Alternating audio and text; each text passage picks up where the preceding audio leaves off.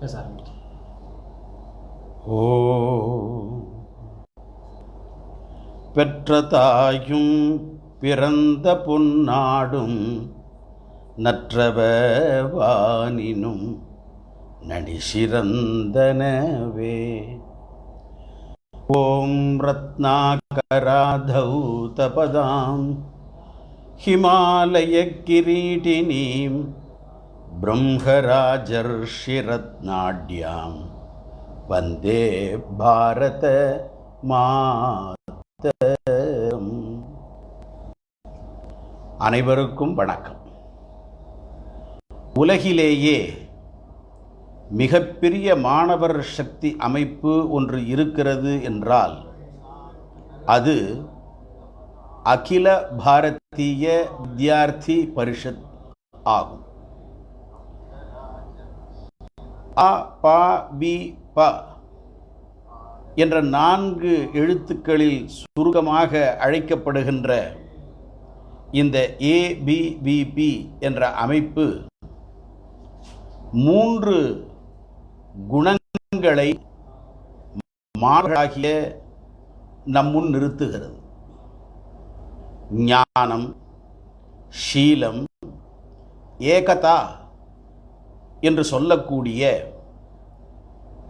நல்லறிவு, நற்குணம், ஒற்றுமை ஆகிய 3 குணங்களை அது வலியுறுத்துகிறது. இந்த 3 குணங்களின் அடிப்படையில்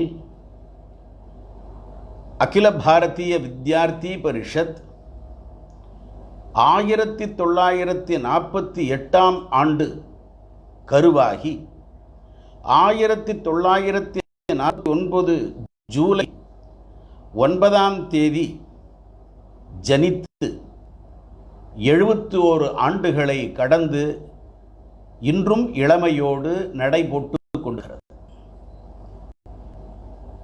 ஏற்கனவே சொன்னபடி உலகிலேயே மிகப்பெரிய மாணவர் சக்தி அமைப்பை சார்ந்தவர்கள் நாம் என்பதில் பெருமை கொள்கிறோம். அதனால் எல்லாம் கிமு கிபி என்று சொல்வோம். இப்பொழுது கோமு கோபி, கொரோனாவுக்கு முன், கொரோனாவுக்கு பின். இந்த கொரோனாவுக்கு பின் இருக்கக்கூடிய சூழ்நிலை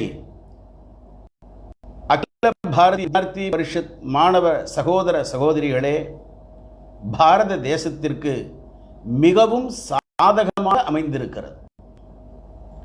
அந்த அடிப்படையில் தான் அகில பாரதிய வித்யார்த்தி பரிஷத்தின் அமைப்பாளர்கள் பாரதி காட்டும் பாதை என்கின்ற தலைப்பிலே இந்த முக நூல் வழியாக நம்மை சிந்திக்க ஏற்பாடு செய்திருக்கிறார்கள். பாரதி என்ற சொல்லை சொன்ன உடனேயே முதலாவதாக நம் மனதிற்கு வருவது கலைவாணி, சரஸ்வதி, அறிவு தெய்வம். பாரதி என்று சொன்னால் இரண்டாவதாக நம் மனதிலே வரக்கூடிய தெய்வம் பாரத அன்னை, பாரத மாதா. பாரதி என்று சொன்ன உடனே எத்தனையோ பாரதி நம்முடைய சுப்பிரமணிய சமகாலத்தில் வாழ்ந்திருந்தாலும் பாரதி என்று சொன்னால் அது நம் முண்டாசு கவிஞன், மீசை கவிஞன், எட்டயபுரத்திலே ஜனித்தவன், சீவலப்பேரியை சார்ந்த சின்ன சுவாமியினுடைய மகன் சுப்பிரமணிய பாரதியை தான் குறிக்கும்.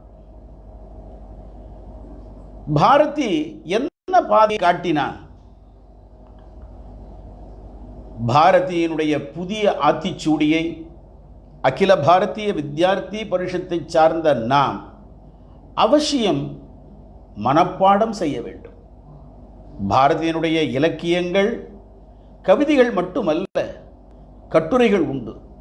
அவன் ஒரு மகா கவிஞன், அவன் ஒரு கட்டுரை ஆசிரியன், அவன் ஒரு பத்திரிகையாளன், அவன் ஒரு ஞானி, அவன் ஒரு பக்தன், அவன் ஒரு கார்ட்டூனிஸ்ட், அவன் ஒரு நகைச்சுவை எழுத்தாளன், அவன் ஒரு சிறுகதை மன்னன், அவன் காவிய கவிஞன், இப்படி அடிக்கொண்டே அவன் ஒரு உளவியல் அறிஞன், உலக அரசியலை ஆழ்ந்து கற்றவன், இப்படி பன்முகத்தன்மை கொண்டவன் நம் மகாகவி பாரதி.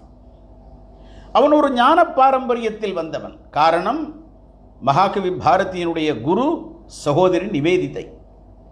சகோதரி நிவேதிதையின் குரு நமக்கெல்லாம் தெரியும், சுவாமி விவேகானந்தர். சுவாமி விவேகானந்தருடைய குரு பகவான் ஸ்ரீ ராமகிருஷ்ண பரமஹம்சர். எனவே பகவான் ஸ்ரீ ராமகிருஷ்ண பரமஹம்சருடைய, விவேகானந்தருடைய, நிவேதிதையினுடைய வழியில் வந்தவன். நிவேதிதை குரு என்றால் சுவாமி விவேகானந்தர் பரமகுரு, பகவான் ஸ்ரீ ராமகிருஷ்ண பரமஹம்சர் பரமேஷ்டி குரு. ஒரு பெண்ணை அருளுக்கு நிவேதனமாய், அன்பினுக்கோர் கோயிலாய், எமது உயர் நாடாம் பயிர்க்கு மழையாய், பொருளறியா வரிஞ்சற்கு பெரும் பொருளாய், புன்மை தாத சுருளுக்கு நெருப்பாகி விளங்கிய தாய் என் நிவேதிதை என்று பாடுகிறார். அந்த பாரதி காட்டிய பாதையை ஓரளவு நாம் இந்த ஒரு மணி நேரத்தில் காண்பதற்கு, சிந்திப்பதற்கு முயலுவோம். 1917 ஆண்டு நவம்பர் மாதம் 29ஆம் தேதி ஹிந்து தர்மம் என்ற தலைப்பிட்டு எழுதிய கட்டுரையில் மிக அற்புதமான வாசகங்கள் வந்திருக்கின்றன. அதை நாம் அவசியம் எழுதி வைத்துக் கொள்ள வேண்டும்.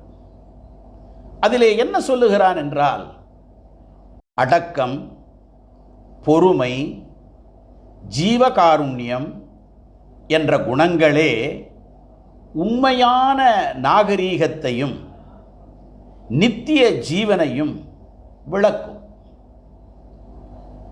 இப்படி நூற்றுக்கணக்கான இந்து தர்ம கொள்கைகளை நாம் உலகத்தார் கேட்க முழங்குவதற்கு இதுவே நல்ல தருணம். இந்த சமயத்தில் மனித சமூகம் அழிந்து போகாமல் அதை காப்பாற்றி நல்ல வழியிலே சேர்க்கக்கூடிய ஜாதியார் நம்மை தவிர வேறு யாரும் இல்லை.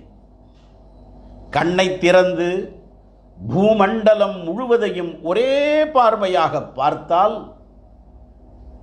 நான் சொல்வது உண்மை என்பது தானே விளங்கும் என்று சொல்கிறார் மகாகவி பாரதியார். 1917ஆம் ஆண்டு நவம்பர் மாதம் 29ஆம் தேதி ஹிந்து தர்மம் என்று தலைப்பிட்டு எழுதிய கட்டுரையிலே சொல்லுகின்ற வாசகங்கள் கொரோனாவுக்கு பின் இப்பொழுது உண்மையாக இருக்கின்றன. எனது அருமை அகில பாரதிய வித்யார்த்தி பரிஷத் மாணவ சகோதரர்களே, சகோதரிகளே, நம்முடைய அதிர்ஷ்டம், நாம் அகில பாரதிய வித்யார்த்தி பரிஷத்திலே இணைந்திருக்கிறோம். பாரதியினுடைய செல்லமான பெயர் சுப்பையா. ஏபிவிபியின் இன்றைய தேசிய தலைவர் பெயரும் சுப்பையா. அவரும் திருநெல்வேலி மாவட்டத்தை சார்ந்தவர். இப்பொழுது நமக்கு வழிகாட்டி கொண்டிருக்கிற தேசிய தலைவர் சுப்பையாவும் திருநெல்வேலி மாவட்டத்தை சார்ந்தவர். திருநெல்வேலி மண்ணுக்கே இந்த தேசபக்தியினுடைய தன்மை இரத்தத்திலே ஊறியிருக்கிற ஒன்று. இந்த ஹிந்து தர்மம் என்ற கட்டுரையிலே எழுதிய வாசகத்தை ஒவ்வொன்றாக பார்ப்போம். அடக்கம், பொறுமை, ஜீவகாருண்யம் என்ற குணங்களே உண்மையான நாகரீகத்தையும் நித்திய ஜீவனையும் விளைக்கும், கொண்டு வரும். இது ஏதோ 3 குணங்கள் மட்டும் அல்ல. அடக்கம், பொறுமை, ஜீவகாருண்யம் என்று 3ஐ சுட்டுகிறான். இந்த 3 குணங்கள் அல்ல. அடுத்த வாக்கியத்திலே சொல்லுகிறான், இப்படி நூற்றுக்கணக்கான ஹிந்து தர்ம கொள்கைகள். எனவே பாரத நாட்டிலே நாம் பிறந்திருப்பதிலே பெருமை கொள்ள வேண்டும். அதிலும் ஹிந்துவாக இருப்பதிலே பெருமை கொள்ள வேண்டும். உடனே நமக்கு ஒரு சந்தேகம் வரலாம். நமக்கு வந்தாலும் வராவிட்டாலும் இதை கேட்கின்ற மற்றைய சகோதரர்கள், சகோதரிகள் அனைத்து இயக்கங்கள் கட்சிகளைச் சேர்ந்தவர்களுக்கு வரலாம். பாரதி எல்லா மதத்தையும் ஒப்புக்கொண்டவன் தானே.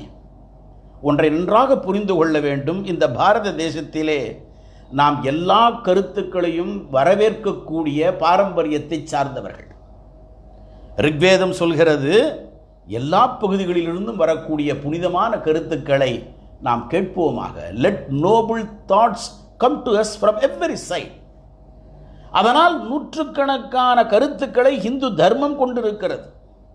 நாம் ஏதோ ஒரு குறிப்பிட்ட கடவுளை, குறிப்பிட்ட ஒரு மறைநூலை, குறிப்பிட்ட ஒரு வழிபாட்டு முறையை கொண்டவர்கள் அல்ல. எந்த வழிபாட்டு முறையையும், எந்த விதமான கடவுள் வழிபாட்டையும், எந்த விதமான மறைநூலையும் ஏற்றுக்கொள்ளக்கூடியவர்கள். அதனால்தான் விஷ்ணுவனுடைய 10 அவதாரங்களிலே நாம் கவனித்து பார்த்தால் தெரியும், 4வது அவதாரம் நரசிம்ம அவதாரம். இந்த நரசிம்ம அவதாரத்திற்கு இரணியனை வதைக்கும்படியான சம்பவம் நமக்கு தெரியும். நாம் இரணியன் போல பல அரக்கர்களை பார்த்திருக்கிறோம். ராவணன் இருந்திருக்கிறான், கும்பகர்ணன் இருந்திருக்கிறான், சிசுபாலன் இருந்திருக்கிறான். இப்படி எத்தனையோ அரக்கர்கள் இருந்தாலும் இந்த அரக்கர்கள் செய்யாத தவறை இரணியன் என்ன செய்து விட்டான்? அப்படி என்ன கொடுமையான தவறு? ராவணன், கும்பகர்ணன், துரியோதனன், துச்சாதனன், சிசுபாலன், தந்தவக்ரன், இப்படி எண்ணற்ற பட்டியலை எடுத்து நாம் பட்டியலிட்டுக் கொள்ளலாம். இரணியன் என்ன தவறு செய்தான்? பாரதி 3 கவிஞர்களை மிக உயர்வாக மதிக்கிறார். கம்பன், இளங்கோ, திருவள்ளுவர். இதிலே கம்பன் இரணியன் பற்றி, இரணியன் வதைப்படலத்தை பற்றி கம்பராமாயணத்திலே மிக நீண்ட அளவிலே கொடுக்கிறார். அது ராமாவதார கதை. பாரதியும் கம்பனை அடி ஒற்றி தன்னுடைய சுவச்சரிதையிலே இரணியனை பற்றி குறிப்பிடுகிறார். அந்த பாரதியினுடைய பாடலை பார்த்தால் நம்முடைய இந்த இந்து தர்மத்திலே எழுதின விஷயம் விளங்கும். பாரதி தன்னுடைய சுயசரிதையிலே சொல்லுகிறான், சொல்லடா ஹரி என்ற கடவுள் எங்கே? சொல்லடா ஹரி என்ற கடவுள் எங்கே என இரணியன் தான் உரிமை கேட்க. யாரை பார்த்து? தன் மகன் பிரகலாதனை பார்த்து கேட்கிறார். சொல்லடா ஹரி என்ற கடவுள் எங்கே என இரணியன் தான் உரிமை கேட்க, நல்லதொரு மகனும் சொல்வான், நாராயணன் தூணில் உள்ளான், துரும்பில் உள்ளான். வல்ல பெரும் கடவுள் இல்லா அணுவொன்றில்லை, மகாசக்தி இல்லாத வஸ்துவில்லை, அல்லலில்லை அல்லலில்லை அல்லலில்லை, அனைத்துமே தெய்வம் என்றால் அல்லலுண்டோ? என்ன அழகான வரிகள் பாருங்க. பாரதியாருடைய உள்ளத்திலிருந்து பீரிட்டு வரக்கூடிய கவிதை. சொல்லடா ஹரி என்ற கடவுள் எங்கே என இரணியன் தான் உரிமை கேட்க. யாரை பார்த்து? தன் மகனை பார்த்து உரிமை கேட்க. நல்லதொரு மகனும் சொல்வான், நாராயணன் தூணில் உள்ளான், துரும்பில் உள்ளான். வல்ல பெரும் கடவுள் இல்லா அணுவொன்றில்லை, மகாசக்தி இல்லாத வஸ்துவில்லை, அல்லலில்லை அல்லலில்லை அல்லலில்லை, அனைத்துமே தெய்வம் என்றால் அல்லல் உண்டோ? இப்ப இரணியன் என்ன காரணத்தினால் நரசிம்மாவதாரத்திலே அவ்வளவு கோரமாக, கொடுமையாக அவனை வதம் செய்தார்? இதில் தான் சூக்ஷ்மம் இருக்கிறது. கடவுள் இல்லை என்று சொல்பவர்கள் இருக்கிறார்கள், கடவுள் உண்டு என்று சொல்பவர்கள் இருக்கிறார்கள். ராவணன் சிவபக்தன். சிவபெருமானே அவனுக்கு சந்திரஹாசம் என்ற வாளை கொடுத்திருக்கிறார். எல்லா அரக்கர்களுமே கடவுள் நம்பிக்கை உள்ளவர்கள். இப்பொழுது இருக்கிற போலி பகுத்தறிவுவாதிகள் போல அல்ல. ஆனால் இரணியனிடத்திலே மிக நுட்பமான விஷயம், கடவுள் நான் தான் என்று சொன்னான். அவனுடைய ஒரு சமச்சீர் கல்வி திட்டத்திலே அவன் என்ன கற்பித்துக் கொடுத்தான் என்றால், ஓம் ஹிரண்யாய நமஹா. ஹிரண்யம் என்றால் பொன், அந்த கல்வி திட்டம் எப்படி இருக்கிறது? காசேதான் கடவுளடா. காசுதான் பிரதான். இன்றைக்கு பணம் தான் எல்லா இடத்திலும். பணம் தான் இன்றைக்கு வேலை செய்து கொண்டிருக்கிறது. அதனால் நம்முடைய கல்வித்தரம் கீழ்மை நிலைக்கு போய்விட்டது. பாரதி கல்வி திட்டம், ஆஹா, அற்புதமான கல்வி திட்டம், அதையும் பார்க்கலாம். அப்போ ஹிரணியன் என்ன சொல்கிறான்? காசு தான், நான் தான் இறைவன். அவனுடைய மகன் பிரகலாதன் சொல்லுகிறான், பணம் நிச்சயம் நம்முடைய லட்சியமாக இருக்க முடியாது. பாரத தேசத்திற்கு உறுதி பொருள்களாக நம்முடைய பெரியவர்கள் 4 குறிப்பிடுகிறார்கள்: அறம், பொருள், இன்பம், வீடு. உலகத்திலேயே எந்த தர்மத்திலும், எந்த சமயத்திலும், எந்த மதத்திலும் இல்லாத ஒன்று நம்முடைய தர்மத்தில் இருக்கிறது என்று சொன்னால் அது இந்த 4 பொருட்கள். வேற எந்த மதத்திலையும் பார்க்க முடியாது. மதம் என்று சொன்னாலே அது கொள்கை, கருத்து என்று பொருள். இருந்தாலும் இப்பொழுது சமயம் என்று வழங்கி வருகிறது. இந்த 4 உறுதி பொருள்களிலே பொருளும் இன்பமும் அறத்து வழிபடும் என்று சொல்கிறது நம்முடைய தமிழ் வேதம், பாரத வேதம்.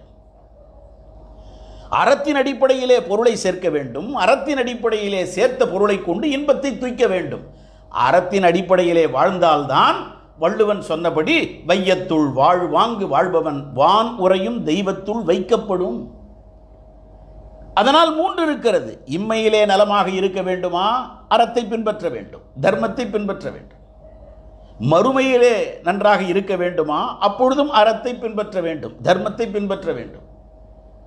இந்த பிறப்பு இறப்பு சூழலிலே விடுபட்டு நித்தியமாக இன்பத்தை, ஆனந்தத்தை அனுபவிக்க வேண்டுமா? வீடு பெற்றை அனுபவிக்க வேண்டுமா? அப்பொழுதும் அறம்தான் நமக்கு உண்டு. அதனால் இல்லறம் என்று ஒன்று, துறவரம் என்று ஒன்று உண்டு. இரணியன் என்ன சொன்னான்? நான் தான் கடவுள், என்னை தவிர வேறு கடவுள் இல்லை. நம்முடைய தர்மம் சொல்கிறது அகம் பிரம்மாஸ்மி என்று. புதிய ஆத்திச்சூடியிலே பாரதி சொல்கிறார், தே என்ற எழுத்துக்கு தெய்வம் நீ என்று உணர். Each soul is potentially divine. The goal of religion is to manifest the divinity already in man. ஆனால் ஹிரணியன் சொல்வது அது அல்ல. நான் சொல்கின்ற தெய்வம் அதுதான் தெய்வம். இன்றைக்கு நம்முடைய நாட்டிலே மத சார்பு இன்மை என்ற பெயரிலே நடக்கின்ற பிரச்சனை அதுதான். பாரதி காட்டுகின்ற பாதையை நன்றாக புரிந்து கொள்ள வேண்டும். பாரதி விநாயகர் நான்மணி மாலை 40 பாடல்கள் மணக்குள விநாயகரை பாடியிருக்கிறார். புதிய ஆத்திச்சூடிக்கு முகமுறையிலே பாடல் பாடியிருக்கிறார். அதிலே எல்லா மத தெய்வங்களையும் பாடியிருக்கிறார். காரணம் நம்முடைய நாட்டினுடைய இரத்தத்திலே ஊறியது. நாம் எதையும் வெறுப்பதில்லை. அவன் விநாயகரை பாடியிருக்கிறான், முருகனை பாடியிருக்கிறான், கண்ணனை பாடியிருக்கிறான். ஒரு பாட்டல்ல 23 பாடல்கள். ராமனை பாடியிருக்கிறான். சாகாவம் அருள்வாய் என்று தொடங்குகின்ற பாடல். ராதையை பாடியிருக்கிறான், வள்ளியை பாடியிருக்கிறான், இயேசுவை பாடியிருக்கிறான், அல்லாவை பாடியிருக்கிறான். 1000 தெய்வங்கள் உண்டென்று பேசையும் அறிவான் என்று பல்லாயிரம் வேதம் அறிவு ஒன்றே தெய்வம் என்று பாடியிருக்கிறான். பூமியிலே நீ கடவுள் இல்லை என்று சொல்வது நின் மனத்துளே புகுந்த மாயை. சாமினி அம்மாயை தன்னை நீக்கி சதாகாலம் சிவோபாயே என்றும் பாடியிருக்கிறான். அதனால் புதிய ஆத்திச்சூடியிலே தே என்ற எழுத்துக்கு தெய்வம் நீ என்று உணர் என்றும் பாடியிருக்கிறான். அப்ப ஹிரணியன் என்ன விஷயம்? நான் சொல்வதுதான் தெய்வம், நான் தான் தெய்வம் என்பது அதுதான். எவனொருவன் என் தெய்வத்தின் மூலமாகத்தான் நீ மோட்சத்தை அடைய முடியும், சொர்க்கத்தை, மோட்சம் என்பது அவர்களுக்கு கிடையாது, சொர்க்கத்தை அடைய முடியும். நான் சொல்கின்ற இறை ஓர் இறை, ஒரு மறை, ஒரு முறை. இதற்கு பெயர் செமிட்டிக் மதங்கள் என்று பெயர். இது தவறு. பாரதி இத்தனை தெய்வங்களை பாடியிருக்கிறான். இப்பொழுது எல்லோரும் சொல்கிறார்கள் எம்மதமும் சம்மதமே. இப்பொழுது பாரதி சொன்ன அந்த ஹிந்து தர்மம் தலைப்பிலே மீண்டும் சொல்கிறேன். அடக்கம், பொறுமை, ஜீவகாருண்யம் என்ற குணங்களே உண்மையான நாகரீகத்தையும் நித்திய ஜீவனையும் விளைவிக்கும். இது ஏதோ 3 குணங்கள் மட்டுமல்ல, இப்படி நூற்றுக்கணக்கான இந்து தர்ம கொள்கைகள். அதனால் அவன் சொல்கிறான் ஒரு இடத்திலே, ஏ இந்துக்களே, சாப்பிட்டு விட்டு அப்படியே கிடக்கின்ற மலைப்பாம்பை போல் இருக்காதீர்கள். உங்கள் மலைப்பாம்பின் வாலில் தீப்பிடித்து கொண்டால் அந்த மலைப்பாம்புக்கு தெரியல, அப்படியே உட்கார்ந்துருக்கு. அதை குறிப்பிட்டு விட்டு சொல்கிறான், இந்துக்களின் ஜனங்கள் குறைந்து கொண்டே இருக்கின்றன, மக்கள் தொகை என்று அப்பொழுது சொல்லியிருக்கிறான். அதோடு மட்டுமல்ல, இன்னைக்கு தமிழ்நாட்டிலே நாம் கோட்டையிலே பார்க்கிறோமே, செயின்ட் ஜார்ஜ் கோட்டை என்று சொல்லப்பட்டதே, அதில் இருக்கக்கூடிய அந்த உயரமான கொடிக்கம்பம், அதிலே யூனியன் ஜாக் கொடி பறந்து கொண்டிருந்த போது ஒரு இளைஞன் மேலே ஏறி அந்த யூனியன் ஜாக் கொடியை இறக்கி பாரதத்தினுடைய கொடியை ஏற்றுகிறான். அப்பொழுது நடந்த சம்பவம். அவனுடைய பெயர் ஆர்யா. இன்றைக்கு நாம் பாரதியை பார்க்கின்ற படங்களை அவன்தான் வரைந்திருக்கிறான். அப்பொழுது புரசைவாக்கத்தில் சில காலங்கள், சில மாதங்கள் பாரதியார் தங்கியிருந்த நேரம். பாரதியாருடைய குழந்தைகள் 2 பேர், பெண் குழந்தைகள். அந்த 2 பெண் குழந்தைகளும், ஒருத்தி பெயர் தங்கம்மாள், மூத்தவள். 2வது குழந்தை சகுந்தலா. சகுந்தலா என்று பெயர் வைத்ததற்கு காரணம், பாரதியினிடத்தில் உனக்கு பெண் குழந்தை 2வதாக பிறந்திருக்கிறது என்று சொன்னவுடன் சபாஷ் என்று சொல்லி, என்ன பெயர் வைக்கப் போகிறாய்? நான் இப்பொழுது காளிதாசனுடைய சகுந்தலம் படித்துக் கொண்டிருக்கிறேன், எனவே அவள் பெயர் சகுந்தலா என்று சொன்னான். நன்றாக கவனிக்க வேண்டும். பாரதி வாழிய செந்தமிழ், வாழ்க நற்றமிழர், வாழிய பாரத மணித்திருநாடு. சொல்லில் உயர்வு தமிழ் சொல்லே, அதை தொழுது படித்திடடி பாப்பா என்று சொன்னவன். தெள்ளு தமிழ் கலை வாணி, நினக்கு ஒரு விண்ணப்பம் செய்திடுவேன். உனக்கு ஒரு அப்ளிகேஷன், விண்ணப்பம் போடுறம்மா. என்ன?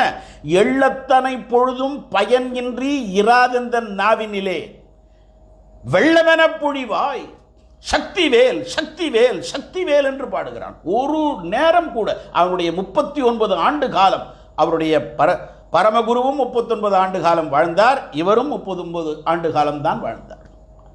அந்த 39 ஆண்டு காலத்திலே அவர் எழுதிய அத்தனையும், சுதேசமித்திரனாக இருக்கட்டும், இந்தியா பத்திரிகையாக இருக்கட்டும், விஜயாவாக இருக்கட்டும், சக்கரவர்த்தினியாக இருக்கட்டும், பத்திரிகையிலே எழுதிய செய்திகள், கட்டுரைகள்,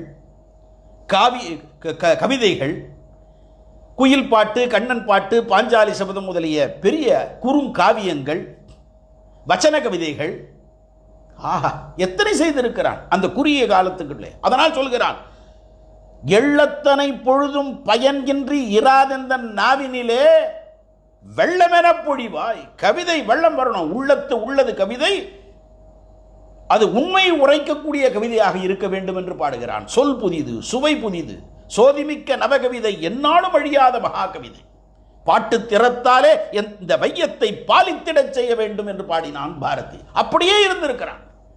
அவன் சொல்லுகிறான், அந்த ஆர்யா புரசைவாக்கம் பகுதியிலே இருக்கும் பொழுது இந்த 2 பெண்கள், தங்கம்மாளும் சகுந்தலாவும் கூட அரவிந்தர் ஆசிரமத்திலே இருந்தவர்கள் பாரதிக்கு துணையாக அப்பொழுது வந்திருக்கிறார்கள். புரசைவாக்கம் பகுதியிலே, சென்னையிலே இருக்கிறார். இந்த குழந்தைகளை ஒரு பக்கத்தில் நிறுத்திவிட்டு இவன் அப்படி எதிர்பக்கம், அங்கேதான் ஆர்யாவினுடைய ஒரு வீடு இருக்கிறது, அங்கே போகிறான். இந்த 2 குழந்தைகளும் நிற்கின்றன. தங்கம்மாள், அவளுடைய அடுத்த, அதாவது தங்கை சகுந்தலா. அதற்கு பக்கத்திலே ஒரு வயதான மூதாட்டி. அவள் நடைமேடையிலே உணவகம் இப்பொழுது இருக்கிறது, அப்பொழுது அவள் தன்னுடைய ஆப்பம், இட்லி இதை சுட்டு விற்பனை செய்து கொண்டிருக்கிறாள். அந்த அம்மா இந்த 2 பெண் குழந்தையுடன் வந்தவர் எதிரிலே தெருவை கடந்து அங்கு இருக்கக்கூடிய ஒரு வீட்டை போய் பார்த்து மீண்டும் திரும்ப வேண்டும். அந்த வீட்டுக்கு போய் திரும்புகிற நேரத்தில் இந்த அம்மா கேட்டாங்க, நீங்க வேதக்காரங்களா அப்படின்னு அந்த அம்மா கேட்டாங்க. ஆச்சரியமான சம்பவம். அவசியம் எனதருமை அகில பாரதிய வித்யார்த்தி பரிஷத் சகோதரர்களே, சகோதரிகளே, இதை குறித்து கொள்ள வேண்டும். வேதக்காரங்களான்னு கேட்டாங்க. இன்றைக்கும் திருநெல்வேலி பகுதியிலே வேதக்காரங்கள் என்றால் கிறிஸ்தவர்கள் என்று பொருள். அங்கே ஐயர் என்று சொன்னால் அது பாதிரியாரை குறிக்கும். அதனால் இந்த அம்மா வேதக்காரங்களான்னு சொல்லிட்டு கூடவே இன்னொன்றையும் சொன்னார்கள். ஐயோ பாவம், பண கஷ்டம் போல இருக்கு அப்படின்னா. என்ன பொருள்? எழுதுகிறாள் தங்கம்மாள். மதம் மாறுகின்ற ஒரு நிலைமை அந்த நடைமேடையிலே கடை வைத்திருக்கின்ற கிழவிக்கு கூட நமக்கு மதம் மாறினால் பொருள் கிடைக்கும் என்பது புரிந்திருக்கிறது அப்பொழுது. அதனால்தான் மத மாற்றம் என்பது ஒரு அபாயம் என்று சொன்னார் பூஜனீய சுவாமி தயானந்த சரஸ்வதி சுவாமிகள். பாரதி அன்றைக்கு சொன்னார். 2 சிறுமிகள் பேசிக்கொண்டு போகிறார்கள். பாரதி பார்க்கிறார். அந்த 2 சிறுமிகளும் நம்முடைய இந்து தர்மத்தை பற்றி, கடவுளர்களை பற்றி கேவலமாக பேசிக்கொண்டு நகைச்சுவையோடு போகின்றதை பார்க்கிறான். கேலி பேசிக்கொண்டு செல்வதை பார்க்கிறான். எனதருமே ஏபிவிபி சகோதர சகோதரிகளே, குறித்து கொள்ள வேண்டும். பேசிக்கொண்டு போவதை பாரதி கேட்டுவிட்டு பொங்குகிறான். அதனுடைய சினத்தினுடைய வெளிப்பாடு கட்டுரையில் வருகிறது. என்னவென்று, இந்து ஜனங்களே, பாதிரிமார்கள் பள்ளிக்கூடத்தை தொடங்குவது, இப்படி நம்முடைய தர்மத்தை பற்றி, கடவுளர்களை பற்றி இழிவாக பேசுவது, நாம் அதற்கு இணையாக ஒரு இந்து பெண் பாடசாலை நிறுவ வேண்டும் அல்லவா? அப்படி நாடு முழுவதும் இந்த நாட்டிலே நம்முடைய மகான்களை பற்றி, நம்முடைய கடவுளர்களை பற்றி, நம்முடைய தத்துவங்களை பற்றி சொல்லிக் கொடுக்கக்கூடிய கல்வி முறை வேண்டும் என்று சொல்கிறார். கம்பன் என்றொரு மானிடன் வாழ்ந்ததும், காளிதாசன் கவிதை புனைந்ததும், மும்பர் வானொரு கோளையும் மீனையும் ஓர்ந்தளந்ததோர் பாஸ்கரன் மாட்சியும், நம்பரும் திரளோடு ஒரு பாணினி ஞால மீதில் இலக்கணம் சமைத்ததும், இம்பர் வானொரு கோளையும் மீனையும் ஓர்ந்தளந்ததோர் மாட்சியும். என்னென்ன சொல்றான் பாருங்க. கம்பன் என்றொரு மானிடன் வாழ்ந்ததும், கம்பராமாயணத்தை பற்றி பட்டிமன்றங்களிலே கம்பராமாயணத்தை பற்றி பேசுகிறார்களே தவிர கம்பன் ஒரு ராம பக்தன் என்கின்ற அளவிலே கொண்டு போவதில்லை. கம்பன் என்றொரு மானிடன் வாழ்ந்ததும், காளிதாசன் கவிதை புனைந்ததும், எங்க இந்தியே தெரியக்கூடாதுங்கிறான். தமிழ் வளர்ந்ததா என்றால் தமிழ் வளரல, தமிழை வளர்க்க விரும்பல. ஏபிவிபி என்று சொல்லிக் கொள்வதிலே நாம் பெருமையோடு சொல்லிக் கொள்ளலாம், நெஞ்சு நிமிர்த்தி சொல்லிக் கொள்ளலாம். ஏன் தெரியுமா? தமிழ் வழியிலேயே படிக்க வேண்டும் என்கின்ற சொல்கின்ற இயக்கம், அவரவர்கள் அந்தந்த மாநிலத்திலே தாய்மொழியிலேயே படிக்க வேண்டும் என்று சொல்கின்ற இயக்கத்தை சார்ந்தவர்கள் நாம். இதை தமிழகத்திலே இருக்கக்கூடிய எந்த தமிழ் வளர்க்கிறோம் என்று சொல்கிற கட்சியும் கூட நெஞ்சு நிமிர்த்தி சொல்ல முடியாது. அவர்களால் தமிழிலேயே தான் படிக்க வேண்டும் என்று சொல்லவும் முடியாது. ஆனால் ஏபிவிபி நமக்கு அகில பாரத அளவிலே சொல்லிக் கொடுப்பது என்ன? அந்தந்த மாநில மொழிகளிலேயே நாம் பேச வேண்டும் என்றுதான். ஆனால் இணைப்பு மொழியாகிய தமிழ், ஹிந்தி, மலையாளம் என்ற பல மொழிகளை நாம் தெரிந்திருக்க வேண்டும். ஆனால் தான் அமர்ந்த மொழிகளிலே தமிழ் மொழி போல் இனிதாவது எங்கும் காணோம் என்று சொல்கிறார். பல பாஷைகள் கற்கின்றோம், கற்க வேண்டும், அதுதான் நமக்கு நல்லது. அதனால் தான் அகில பாரதிய வித்யார்த்தி பரிஷத்திலே பல மாணவர்கள், பல பாஷைகளை சேர்ந்த மொழிகளை பேசுகின்ற மாணவர்கள் ஒன்றாக சந்திக்கக்கூடிய நிகழ்ச்சிக்கு நாம் ஏற்பாடு செய்கிறோம். எனவே பணத்தின் காரணமாக மதம் மாறுவது நம் பாடசாலைகளிலே நம் பாரம்பரிய பண்பாட்டை சொல்லிக் கொடுக்க முடியாமல் போனதாகும். ஆனால் நாம் எந்த மதத்திற்கும் எதிரானவர்கள் அல்ல. கன்னியாகுமரியிலே ஒரு தெருவிலே இருக்கக்கூடியவர்களிலே இருக்கக்கூடிய 10 குடும்பங்களிலே 8 குடும்பங்கள் கிறிஸ்தவ குடும்பங்கள், 2 குடும்பங்கள் இந்து குடும்பங்கள் என்றால் இந்த 2 குடும்பங்கள் கார்த்திகை தீபம் கொண்டாட முடியாத நிலை இருக்கிறது என்பது இவர்களுக்கு தெரியாதா? கொரோனாவிலேயே பார்ப்போம். எத்தனையோ வழக்குகளை இந்த உயர் நீதிமன்றங்கள், உச்ச நீதிமன்றங்கள் தாமாக வலிந்து எடுத்துக்கொண்டு விவாதிக்கின்றன. அப்படி நம்முடைய கோவில்கள் எல்லாம் மத சார்பின்மை என்ற நாட்டிலே அரசாங்கத்திடம் இருக்க வேண்டுமா? தேவாலயங்கள் கிறிஸ்தவ தேவாலயங்கள் என்று சொல்கிறார்கள், இது கிறிஸ்தவர்களிடம் இருக்கிறது, தவறில்லை. மசூதிகள், தொழுகை செய்யக்கூடிய இடங்கள் இஸ்லாமியரிடத்திலே இருக்கிறது, தவறில்லை. ஆனால் நம் ஆலயங்கள் ஏன் அரசாங்கத்திடம் இருக்க வேண்டும்? இதை கேட்பதற்கு உயர் நீதிமன்றம் இல்லை, உச்ச நீதிமன்றமும் இல்லை. அதனால் தான் சொல்றார், கல்வி திட்டத்திலே என்ன வேண்டும்? பாரதி வகுத்த கம்பன் என்ற மானிடன் வாழ்ந்ததும், காளிதாசன் கவிதை புனைந்தும், உமர்வானொரு கோளையும் மீனையும் ஓர்ந்தளந்ததும் பாஸ்கராச்சாரியார் தெரியாது, ஆரியபட்டர் தெரியாது, வராகம் தெரியாது, சொல்லிக் கொடுப்பதில்லை. உண்மையின் இறுதி கண்டு உணர்த்திய சங்கரன் ஏற்றமும். சங்கரன் ஆதிசங்கர் என்றால் அவர் ஒரு சாமியார், அந்த ஞானியை பற்றின விவரங்கள் தெரியாது. இம்பர் வாழ்வின் இறுதி கண்டு உண்மையின் இயல்பு உணர்த்திய சங்கரன் ஏற்றமும் தெரியல. பேரருட்சுடர் வாழ்கொண்ட அசோகனார் பிழைபடாது புவித்தலம் காத்ததும் சொல்லிக் கொடுக்கல. பல விஷயங்களை சொல்லிக் கொடுக்கல. எப்பட்ட இருந்தால் நரி உயிர் சிறு சேவகர், நாயனத்திரி ஒற்றர், தாதர்கள், தம் உயிர் உணவிற்காக தம் உயிர் விற்றும் பேடியர், பிறர்க்கு இச்சகம் பேசுவோர், இப்படிப்பட்டவர்கள் படிக்கின்ற கல்வி என்று சொல்கிறான் பாரதி. இன்றைக்கு அதுதான் நிலைமை. கொரோனாவுக்கு பின் கொரோனாவில் நன்றி கடன் பட்டவர்கள் மருத்துவர்கள். அவர்களை வணங்க வேண்டும், வாழ்த்த வேண்டும். அந்த மருத்துவர்களோடு செயல்படுகின்ற செவிலியர்கள் வணங்க வேண்டும், வாழ்த்த வேண்டும். இவர்களுக்கு 2 பேருக்கும் உதவி புரிகின்ற சுகாதார பணியாளர்கள் வணங்க வேண்டும், வாழ்த்த வேண்டும். நம்மையெல்லாம் காப்பாற்றி கொடுத்து கொண்டிருக்கக்கூடிய காவல்துறை அதிகாரிகள், காவல்துறை பொறுப்பாளர்கள், ஊழியர்கள் வணங்க வாழ்த்த வேண்டும். இவரெல்லாம் நமக்கு துணை நிற்கிறார்கள். இதையும் விட மேலாக இந்த அவசர காலத்திலே, பேரிடர் காலத்திலே, கொரோனா என்கின்ற அந்த கிருமி நோய் தாக்குதலுக்கு உலகமே ஆட்பட்டு கிடக்கின்ற காலத்திலே நம்முடைய பாரத தேசத்திலே மத்திய அரசும் சரி, மாநில அரசும் சரி சிறப்பாக செயல்பட்டு கொண்டிருக்கின்றன. அவர்களையும் வணங்க வேண்டும், வாழ்த்த வேண்டும். ஆனால் எந்த அளவிற்கு ஒரு நீதிமன்றம் இருக்கிறது என்றால், ஒரு நோய் நாடி, நோய் முதல் நாடி என்று சொல்வார்கள். மருத்துவர்களையோ அல்லது செவிலியர்களையோ அல்லது சுகாதார பணியாளர்களையோ துன்புறுத்துவது அல்லது கொடுமைப்படுத்துவது என்பது பாவத்திலும் பாவம். அவர்கள் நமக்காக உதவி செய்து கொண்டிருக்கிறார்கள். சென்னையிலே ஒரு மருத்துவர் இறந்து விட்டார்.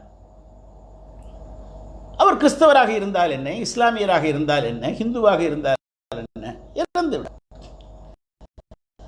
அவர் ஒரு மருத்துவமனையினுடைய இயக்குனர் இறந்து விட்டார். அவர் கிறிஸ்தவ சமயத்தை சார்ந்தவர். கிறிஸ்தவ மதத்திலே பல பிரிவுகள் இருக்கிறது, இஸ்லாமியத்திலே பல பிரிவுகள் இருக்கிறது, இந்து சமயத்திலே பல பிரிவுகள் இருக்கின்றன. இருக்கட்டும், இறந்து விட்டார். ஏதோ ஒரு பகுதிக்கு போயிருக்கிறார். அந்த இடுகாட்டை அந்த பகுதியிலே சூழ்ந்திருக்கிற மக்கள் அடித்து விட்டார். தவறு, அடித்தது தவறுதான், அதில் எந்த சந்தேகமும் இல்லை. ஆனால் எதனால் அதனுடைய மூல காரணம் என்ன என்று பார்த்தால், அந்த கிறிஸ்தவர் ஒரு பிரிவை சார்ந்தவர், அவர் இன்னொரு பிரிவை சார்ந்த கிறிஸ்தவ கல்லறைக்கு சென்றால் அவர்கள் புதைக்க மாட்டேன் என்று சொல்லிவிட்டார்கள். இதுதான் மூல காரணம். அதை ஏன் மறைக்கிறார்கள்? அதோடு மட்டுமல்ல, இந்த இன்னொரு மயான பூமிக்கு வரும் பொழுது அந்த இறந்த மருத்துவருடைய மனைவி, அந்த அம்மா சொல்றாங்க, மறுபடியும் அந்த பிணத்தை எடுத்து அவருடைய விருப்பப்படியே புதைக்க வேண்டும் என்று சொல்வது, நினைத்து பாருங்கள், இந்த நாட்டிலே எது மதசார்பின்மை? நீதிமன்றம் என்ன செய்திருக்க வேண்டும்? அந்த கல்லறை, அந்த இறந்த மருத்துவரை அங்கு புதைக்க வேண்டும் என்று சொல்லி இருக்க வேண்டுமே. அவர்கள் தான் முதல் குற்றவாளிகள். ஆனால் தான் இங்கு வந்து இவர்கள் அடித்தது தவறா? இதற்கு என்ன கொடுத்திருக்கணும்? இந்த மருத்துவமனைகளிலே இந்த அடித்தவர்கள் வேகத்தில் அடித்திருக்கார். அது இரண்டாவது கருத்து இல்லதான். அவர்களுக்கு நீதிபதி என்ன செய்ய, ஏற்கனவே இதை பற்றி யார் எங்கிருந்து யார் இது சொல்ல, அதனால் சொல்றான் இந்து ஜன மாறுகிறோம், ஜாக்கிரதை. இது கல்வி திட்டத்திலே ஏன் வரவில்லை என்று சொன்னால், கல்வி திட்டத்திலும் இந்து தர்மத்தினுடைய மகான்களுடைய சிந்தனை வரவில்லை. ஆனால் ஒன்றை புரிந்து கொள்ள வேண்டும், பாரதி இயேசு பாடினார், வந்து சிலுவையில் மாண்டான், எழுந்து ஈர்த்தனன் நாளொரு மூன்றில்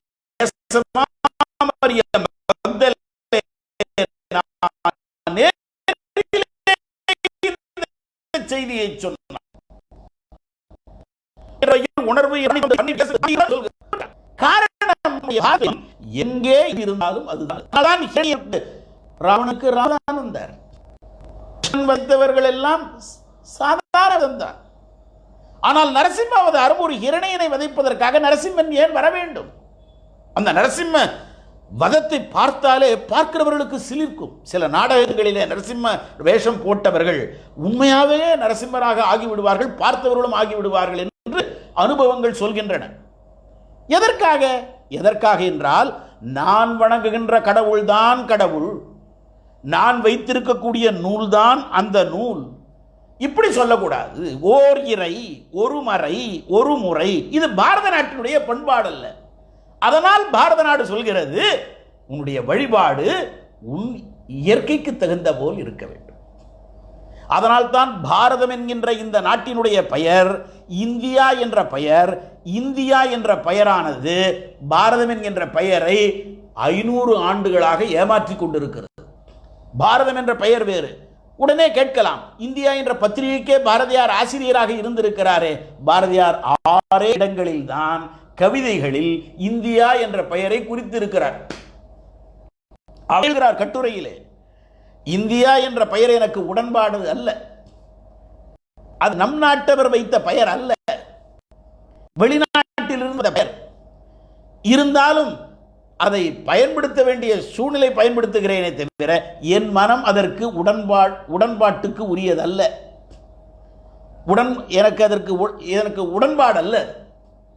ஏன்? பாரதம் என்ற சொல்லை பயன்படுத்தினால் அதற்கு ஒரு மிடுக்கு உண்டு, பெருமை உண்டு.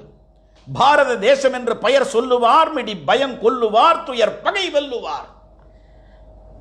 பாருக்குள்ளே நல்ல நாடு எங்கள் பாரத நாடு, வந்தே மாதரம் என்போம், எங்கள் மாநில தாயை வணங்குதும் என்போம், வந்தே மாதரம் என்போம். பாரதம் என்ற சொல்லை சொல்லும் பொழுதே நம்முடைய உடல் சிலிர்க்கும். அதற்கு காரணம் என்ன? சரஸ்வதி ஸ்துதியிலே சொல்லுகின்றான், சொல்லின் பொருளாம் நல்ல பாரத நாட்டிடை வந்தீர். பாரதம் என்று சொன்னால் சரிசம குறியீடு ஞானம். பா என்றால் ஒளி, ரசம் என்றால் மூழ்குதல், அனுபவித்தல். ஞானத்தால் உலகத்தை மூழ்குவித்த நாடு. பொருள் உண்டு அதுக்கு.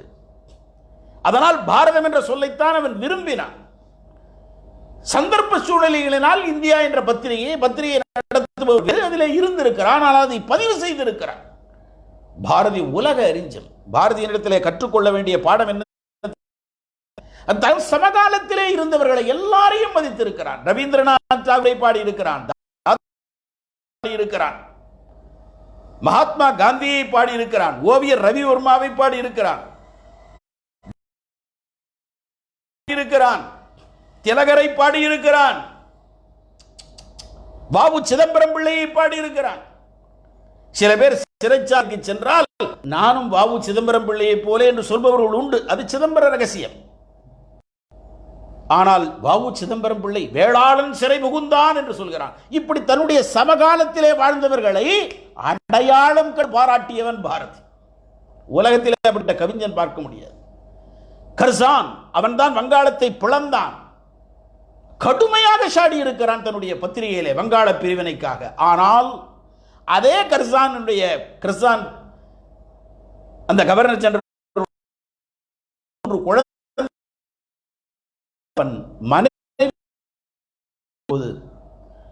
பாரதியும் வருத்தப்பட்டு அவனுக்கு இரங்கல் செய்தி அனுப்புகிறான், பத்திரிகையிலே பதிவு செய்கிறான். அது அவனுடைய உயர்ந்த குணம். பாரத நாட்டினுடைய குணம் அதுதான். பாரத மாதாவை வெறும் மண்ணாக கல்லாக பார்க்கவில்லை பாரதி. அதனால்தான் அகில பாரதிய இன்றைக்கு பாரதி உயிரோடு இருந்தால் ஏபிவிபியை அவனே ஏபிவிபியில் இருப்பான். காரணம் அவன் இளைஞன். காரணம் இளைஞன் என்று சொன்னால் 40 வயதை கடவாதவன். 40 வயது போயிடுத்துன்னா அவன் இளைஞர் இல்லை. சில பேர் இளைஞரணி செயலாளராக 60, 70, 80 கூட இருப்பார்கள் போல் இருக்கிறது. ஏபிவிபியில் அப்படி இல்லை. ஏபிவிபிக்கு லட்சியம் உண்டு, ஞானம் உண்டு, சீலம் உண்டு, ஒற்றுமை உண்டு. இந்த பாரத தேசம் என்பது ஹிருதயம் போல இந்த பாரத தேசம் நன்றாக இருந்தால் இருக்கும். அதனால் இந்து கட்டுரையிலே 1917 எழுதியவன் சொல்கிறான், இப்படி நூற்றுக்கணக்கான இந்து தர்ம கொள்கைகளை வழங்குவதற்கான நல்ல தருணம் இது.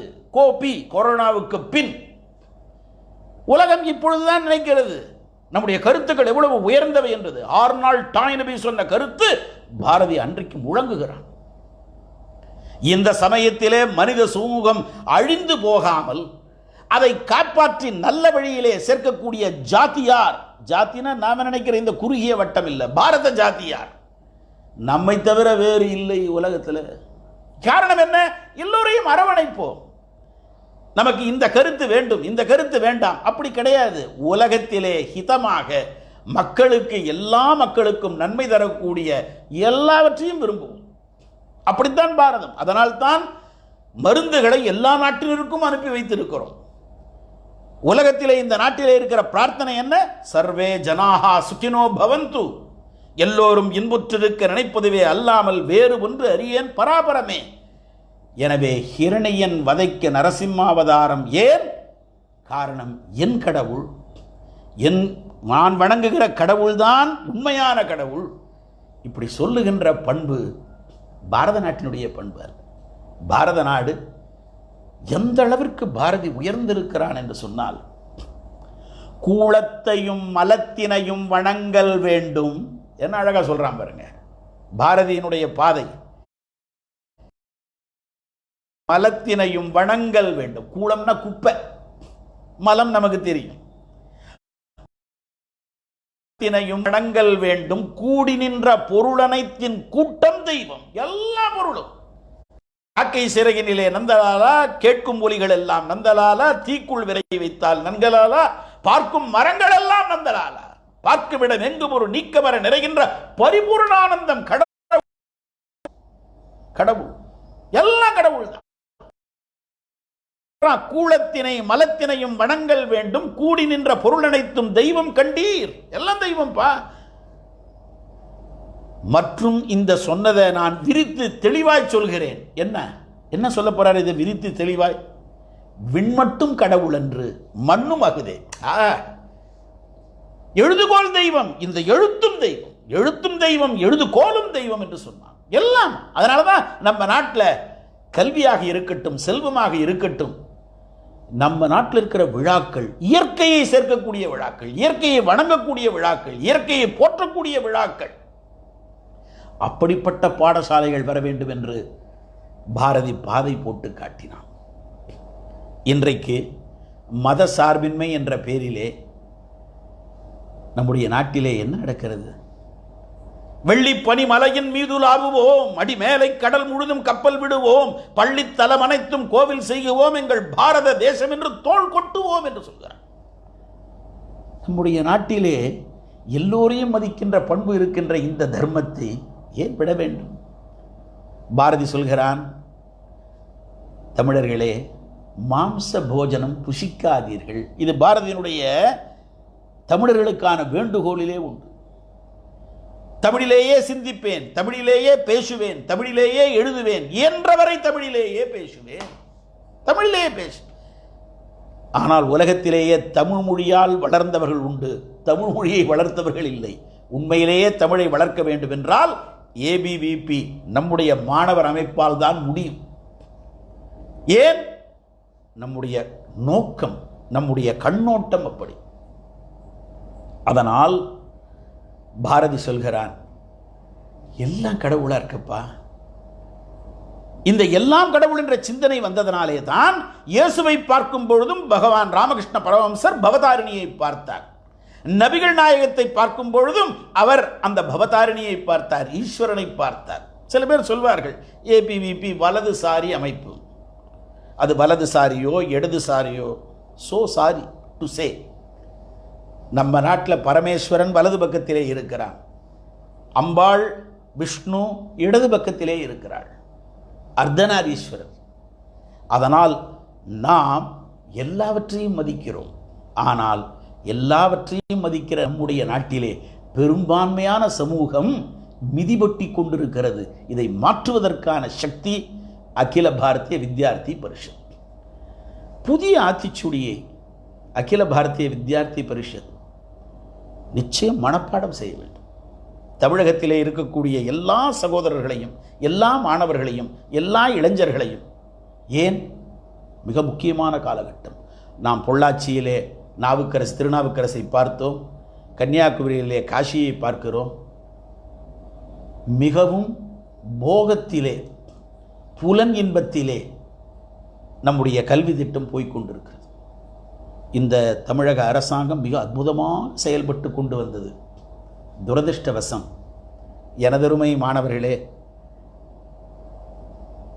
மது விற்பனை செய்ய தொடங்குகிறது. அதற்கு நீதிமன்றமும் ஒப்புதல் அளிக்கிறது. அதிலே அழகாக தெளிவாக எழுதியிருக்கிறது. ஏனென்றால் மேலை நாட்டினுடைய சிந்தனை நமக்கு வந்ததனால் தான் இந்த பிழை.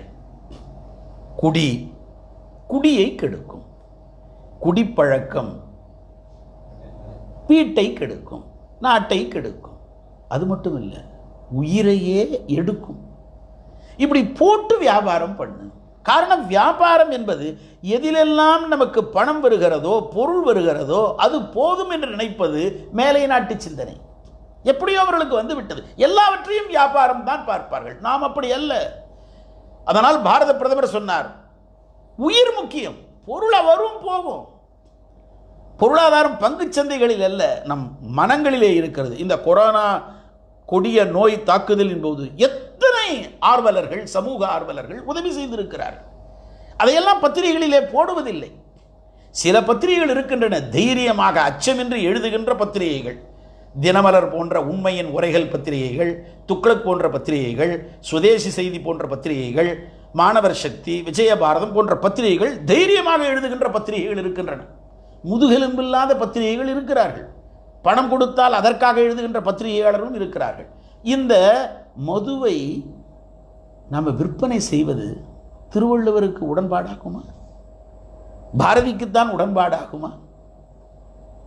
அதில் போட்டிருக்கிறது, குடியை கெடுக்கும், குடும்பத்தையே கெடுக்கக்கூடியது, நாட்டையே கெடுக்கக்கூடியது. நாளைக்கு இரத்த தானம், குருதி கொடை கொடுக்க வேண்டும் என்றால் குடிகாரனுடைய ரத்தத்தை எடுத்து கொடுக்க முடியுமா? இதை பற்றி ஏன் சிந்திப்பதில்லை? இதனால் இந்த அரசாங்கம் எத்தனையோ நல்ல காரியங்களை செய்து கொண்டே வந்தது, விழுந்து விட்டது என்று தினமணி பத்திரிகை தலையங்கம் எழுதியிருக்கிறது. மிக அற்புதமான தலையங்கம். மக்கள் கட்சியினுடைய தலைவர் மருத்துவர் ஐயா வேண்டாம் என்று சொல்லியிருக்கிறார். குமரி அனந்தன் ஐயா, மதுவை இத்தோடு நிறுத்திக் கொள்வோம், இந்த ஊரடங்கு சம்பவத்திலே எல்லாம் நின்றிருக்கிறது, அப்படியே நிறுத்திக் கொள்வோம் என்று சொன்னார். கேட்கல. நம்முடைய மாற்று கருத்து இருந்தாலும் நல்ல கருத்துக்களை நாம் வரவேற்க வேண்டும். இது பாரதி நமக்கு கொடுத்தது. பாரதி எந்த கருத்தை யார் சொன்னாலும் கருத்தை பார், எப்பொருள் எத்தன்மை தாயினும் அப்பொருள் மெய்ப்பொருள் காண்பது அறிவு, எப்பொருள் யார் கேட்பினும் அப்பொருள் மெய்ப்பொருள் காண்பது அறிவு.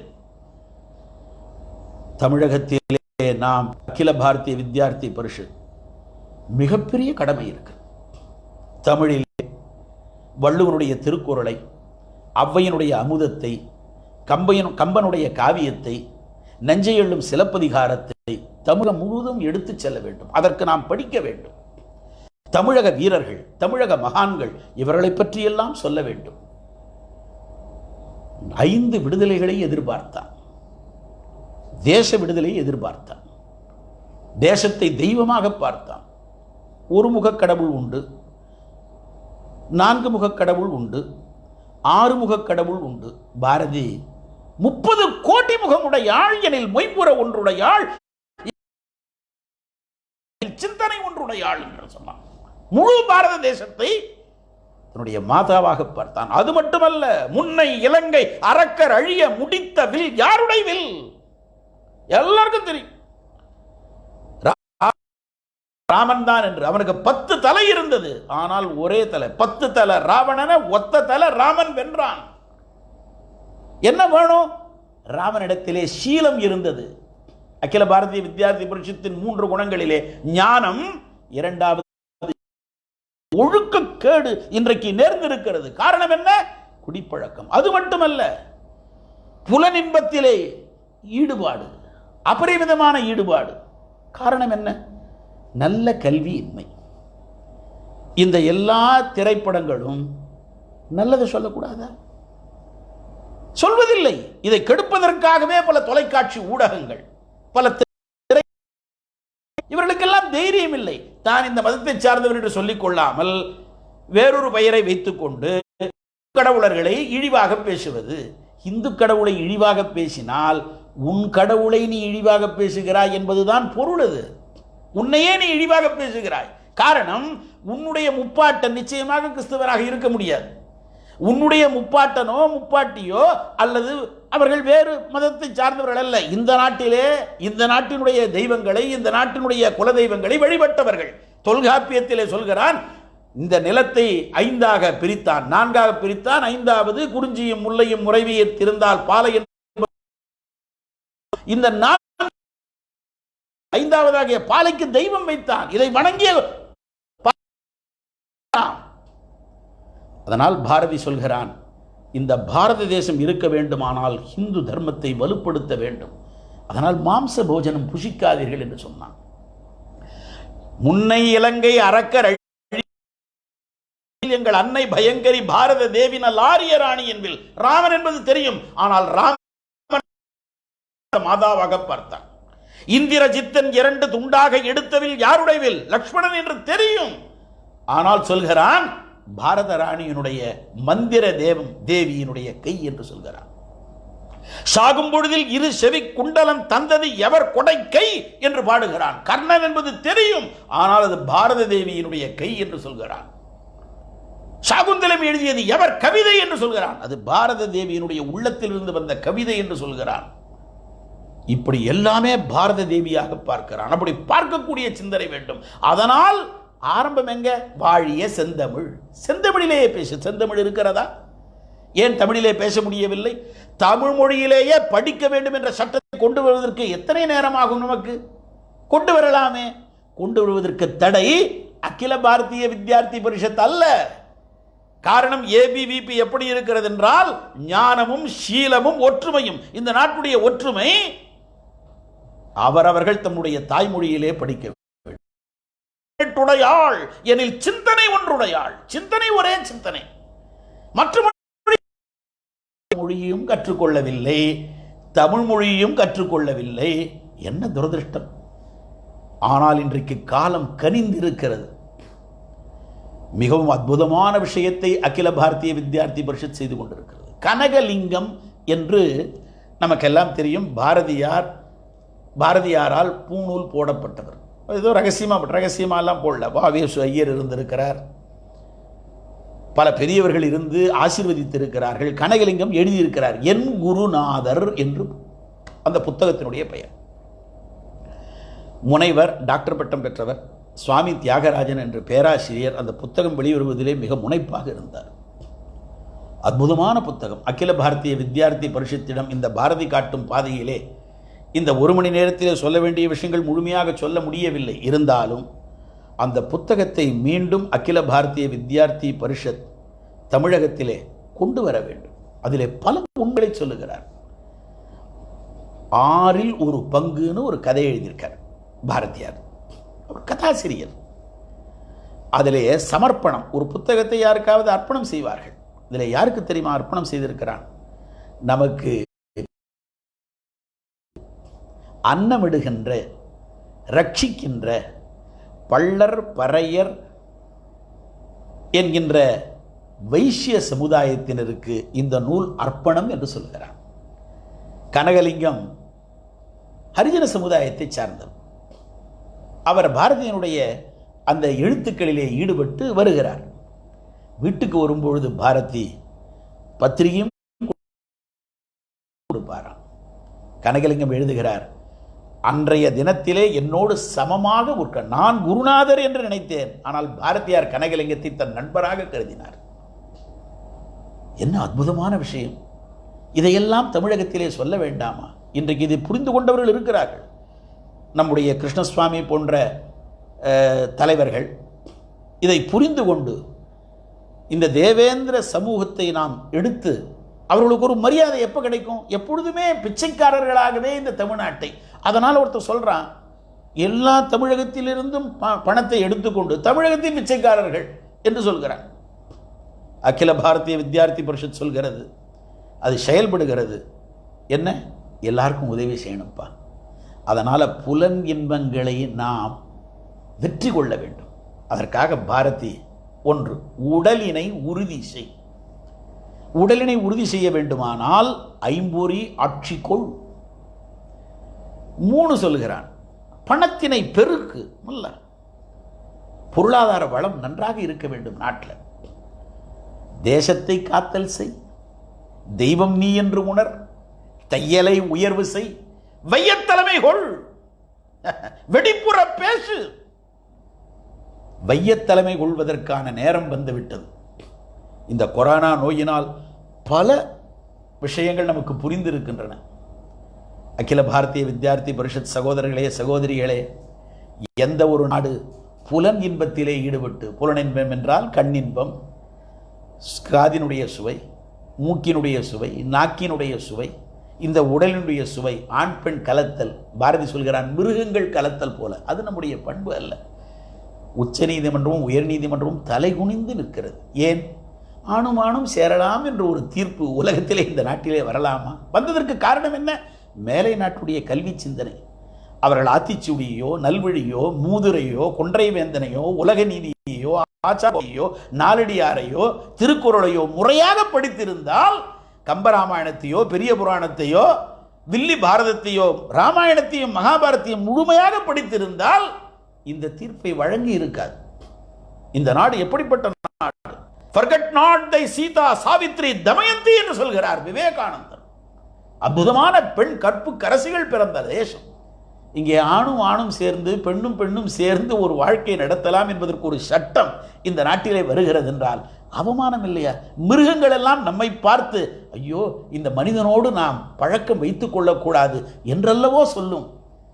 அப்படிப்பட்ட இழிவான நிலைக்கு போனதற்கு காரணம் மேலை நாடுகளை பார்த்து காப்பீடு. மேலை நாடுகளை பார்த்து எதை தெரிந்து கொண்டிருக்க வேண்டும்? கட்டுப்பாடு. தேசம் என்று வந்தால் அதை சேர்ந்து அந்த நம் தேசத்திற்கு மேல எதிர்ப்பை எதிர்கொள்வது, இதிலே வந்திருக்க வேண்டும். அதை ஏபிவிபி 1948 தொடங்கி இன்று வரை செய்து கொண்டிருக்கிறது. எனவே தேச விடுதலை, மொழி விடுதலை, நாம் தனிநபர் அல்ல, குடும்பம், பெண் விடுதலை, ஆன்ம விடுதலை, சமுதாய விடுதலை, இந்த 5 விடுதலையும் மனதில் கொண்டு பெற்றதாயும் பிறந்த பொன்னாடும் நற்றவ வாணினும் நனி சிறந்தனவே என்று ஆனந்த ராமாயணத்திலே வருகின்ற தொடரை, ஜனனி ஜன்மபூமிஷ்ச சொர்க்காதபி கரியசி என்ற வார்த்தையை மொழிபெயர்த்தானே பாரத மாதாவுக்கே திருப்பள்ளி எழுச்சி பாடினானே, அந்த எழுச்சி வந்துவிட்டது. எனதருமை சகோதரர்களே, சகோதரிகளே, அதை செய்வதற்கு, அந்த பணியை முடிப்பதற்கான ஒரே திறன் உள்ள அமைப்பு, உலகத்திலேயே மிகப்பெரிய மாணவர் அமைப்பு நம் ஏபிவிபி. வாஜ்பாய் ஒரு தடவை சொன்னார், நானும் ஏபிவிபி தான், அடல் பிஹாரி வாஜ்பாய் அப்படின்னாராம். அந்த ஏபிவிபியை சார்ந்தவர்கள் நெஞ்சு நிமிர்த்தி பெருமையோடு சொல்ல வேண்டும், இனிமேல் நல்ல பத்திரிகையாளர்கள் வர வேண்டும், நல்ல ஆசிரியர்கள் வர வேண்டும், நல்ல மாணவர்கள் வர வேண்டும், நல்ல மருத்துவர்கள்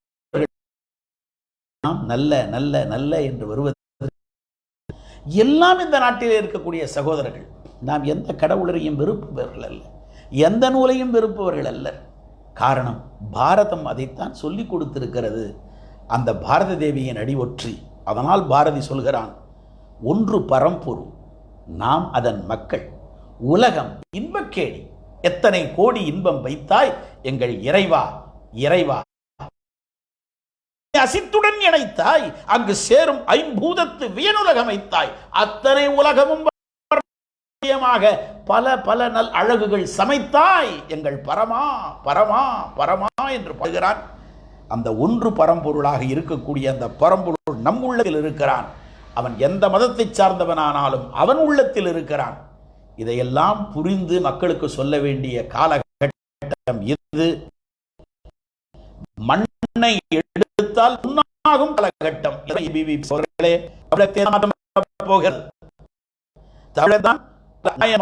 ஆழ்வார்களையும் சித்தர்களையும் அருளாளர்களையும் அனுபூதிமான்களையும் தோற்றுவித்திருக்கிறது. ஏன் தேசபக்தியும் தோற்றுவித்திருக்கிறது. அப்படிப்பட்ட வாஞ்சிநாதனும் திருப்பூர் குமரனும் கப்பலோட்டியவன் வாவு சிதம்பரம் இப்படிப்பட்ட மகான்களும் இருக்கிறார்கள். அந்த மகான்களின் வரிசையிலே பல மகான் விவேகானந்தரை அமெரிக்காவுக்கு அனுப்பியதே நம்முடைய தமிழகம்தான். இந்த தமிழகத்திலே விரைவில் மாற்றம் வரும். அந்த மாற்றத்திற்கு அகில பாரதிய வித்யார்த்தி பரிஷத் துணை புரியும். மூன்று குணங்கள், ஞானம், ஷீலம், ஏகதா என்று சொல்லக்கூடிய அந்த 3 நல்லறிவு, நற்குணம், ஒற்றுமையை நாம் செயல்படுத்தி ஆட்சி கொண்டு புலன் இன்பங்களுக்கு ஈடுபடாமல் பாரதி காட்டிய பாதையிலே நாம் வழிநடப்போமாக என்று சொல்லி இந்த வாய்ப்பு அளித்தமைக்காக அகில பாரதிய வித்யார்த்தி பரிஷத் தென் தமிழகத்தினுடைய அமைப்பாளர்களுக்கு என்னுடைய நன்றியையும் வணக்கத்தையும் தெரிவித்துக் கொள்கிறேன். வாழிய செந்தமிழ், வாழ்க நற்றமிழர், வாழிய பாரத மணித்திரு நாடு, வந்தே மாதரம், வாழ்க வையகம், வாழ்க வளமுடன். நன்றி, வணக்கம். ஓ